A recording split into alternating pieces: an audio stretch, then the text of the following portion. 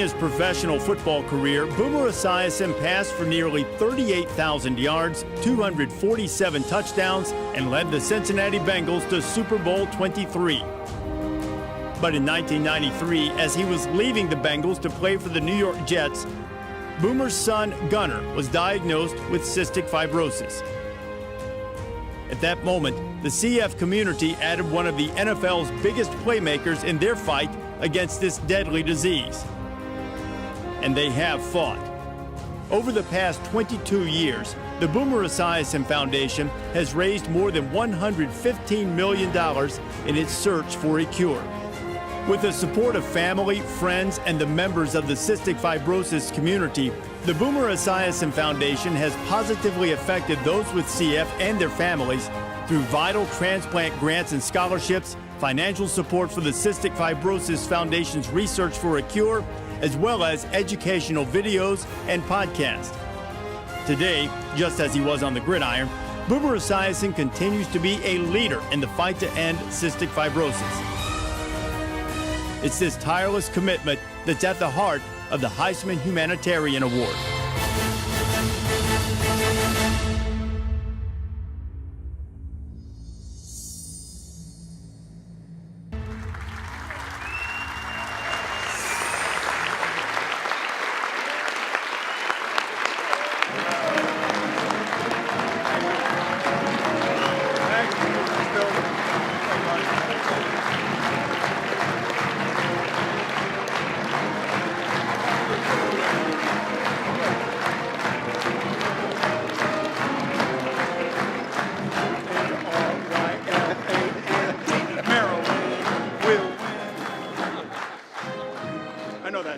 You know that song. I do know that song.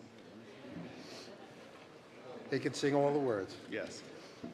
And now, on behalf of my fellow trustees at the Heisman Trophy Trust, it's my honor and privilege to present the 2015 Heisman Humanitarian Award, along with a donation of $50,000 to his foundation, to Boomer the Humanitarian. Thank you.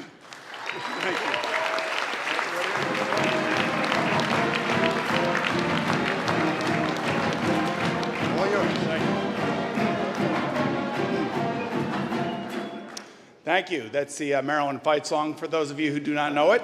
And yes, Maryland does play football. Yeah, we do. Yeah, Fear the Turtle is right. So I don't really know where to start other than to start by saying thank you to the Heisman Trust for recognizing our fight for cystic fibrosis. But before I do go any further, I just want to say happy birthday to Reese. You're 50. Marty wants to know who your plastic surgeon is. You look good at 50, Reese. It's very good. You know, it's been a long, strange trip that our family has been on.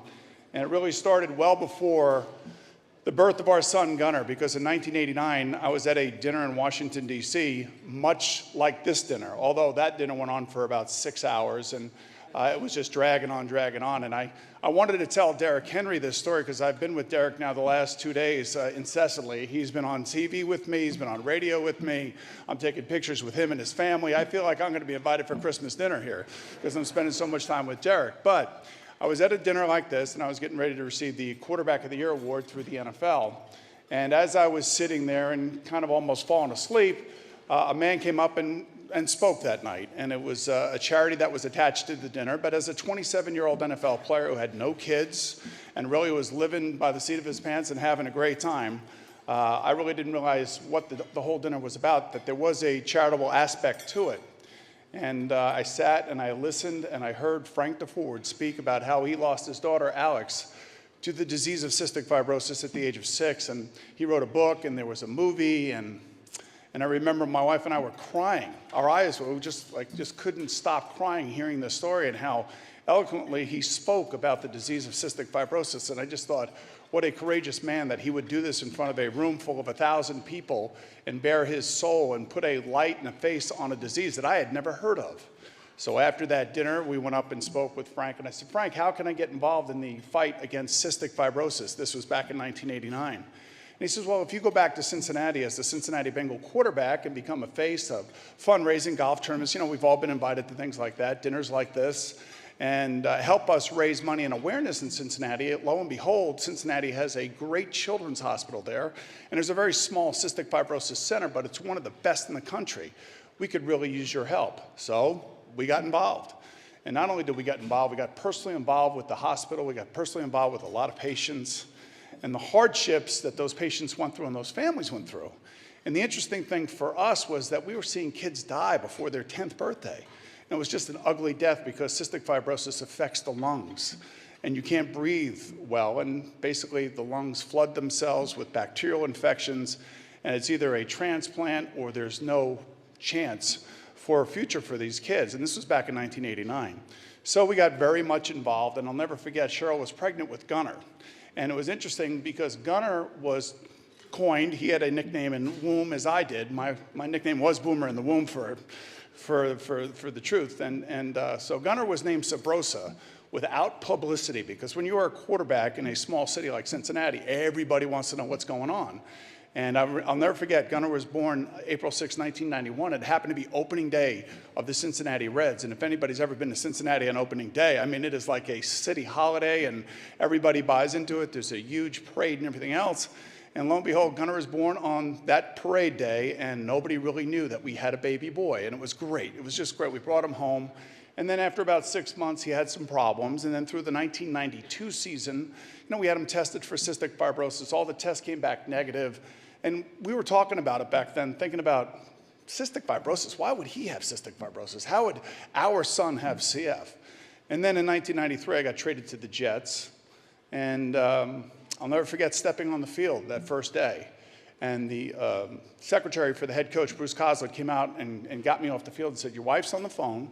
There's an emergency." And before I could even take a snap in minicamp, I had to run in, and Cheryl said, "Get back to Cincinnati. Gunnar's in the hospital. He's in a breathing tent. They got all sorts of things hooked up to him and everything else."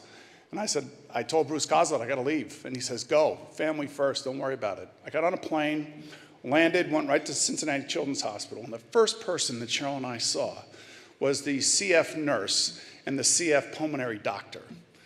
And you can imagine what we thought at that very moment when we were told that our son Gunnar was diagnosed with cystic fibrosis. And anybody who has a special needs child can truly appreciate the pressure that you find yourself under.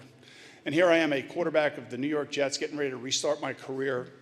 My wife and I are looking at each other, crying for hours. And we both made phone calls. She to her dad, me to my dad. She called her mom, her sisters, her brothers, everybody else. And then I called Frank DeFord. And I said, "Frank, are you sitting down?" He said, "Yes." I said, "I have some news to tell you." He said, "What's that?" He goes, "I said, my son Gunnar was just diagnosed with cystic fibrosis. What am I going to do?" And he was quiet, pregnant pause for about 35 to 40 seconds. And then he said, "You know what? You know what? You were chosen. You were chosen because we need somebody to put a face on this disease." And I don't ever want to say you owe it to anybody, Boomer, because this is a private time in your life, and you have to figure out how you want to battle this. But you have a platform that very few people in this country have. You are the quarterback of the New York Jets. You are living in New York, the media capital of the world. You can do something about this. And lo and behold, I said to Cheryl, so much for Sabrosa, because forget that. He's not going to be Sabrosa anymore. He's going to be front and center. So we made the decision to put our son out there. And in 1993, in October, Gunnar was on my shoulders on the cover of Sports Illustrated. It was called a quarterback crusade. Now, to enlist folks to help us fight this crusade, the first person I called and asked for was this man's teammate right here. His name is Dave Remington. By the way, he was 5th in the Heisman voting in 1982. So you didn't do it by yourself, just so you know that. And he wanted me to make sure that you knew that, okay, Mike? So I asked Dave Remington, 2-time Outland Trophy Award winner, if he wouldn't mind coming back. He was overseas and he was studying international studies. He had retired from the NFL. If he wouldn't come back and be the president of a foundation that I wanted to start. And I had already made a grant gift to Cincinnati Children's Hospital, and he had to help me fundraise. And I'm happy to say to this very day, he's still with me. Because as you know, every person needs somebody around them to make sure that they are the eyes, the one that keeps you in check, the one that makes sure that you know exactly what's going on.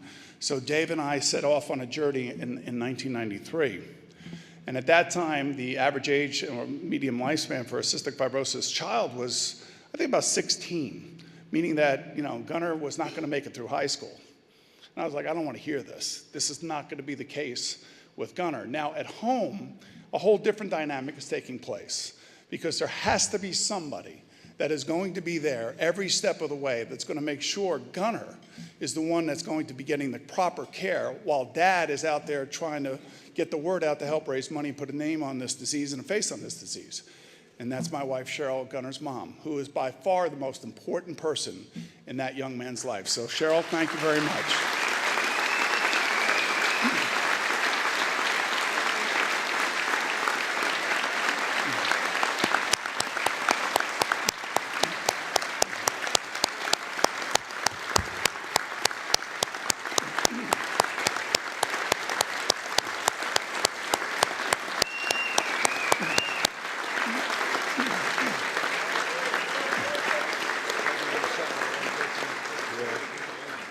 You'll know that's the second standing ovation she's ever received. The first was on the day that the Boomer Esiason Cystic Fibrosis and Pediatric Center was dedicated in Gunnar's honor in Cincinnati back in 1994. And she gave a speech, and I told her, look, you're going to have to say something. So she went into the bathroom, sat up with the toilet seat down and everything else, and wrote a little note to herself. So when she got up behind the microphone, she basically said, children like Gunnar are not cursed by God. They are chosen, and they are chosen to inspire us. And all I can tell you, some 22 years later, Boomer Esiason has been my inspiration.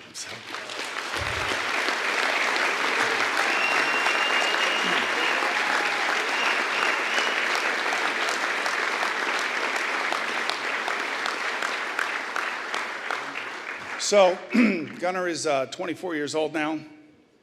I'll never forget when he came to me and he said, Dad, I don't want to go to Maryland. I said, okay, where do you want to go? He goes, I want to go where Doug Flutie went to college. I said, really? Really? You're going to make me walk past the Doug Flutie statue for 4 straight years at those football games?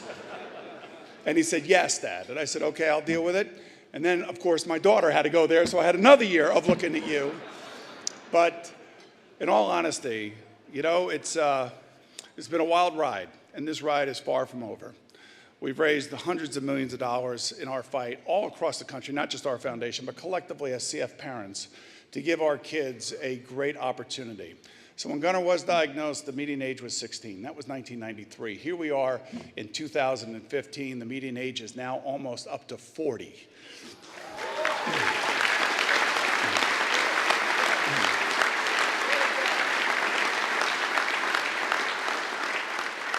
And what was once a pipe dream about a CF patient becoming a parent themselves is no longer that. Double lung transplants are more normal and more natural now than ever before and will continue to get better if we can't cure the disease. And all I pray and hope for Gunnar to understand truly what it means to be a father to somebody who has truly grown up to be almost as perfect as I could ever ask for. So Gunnar, I love you. This honor is in your honor, I should say. This award is in your honor. You're the pride of my life, man. I love you so much. Thank you, everybody. Thank you.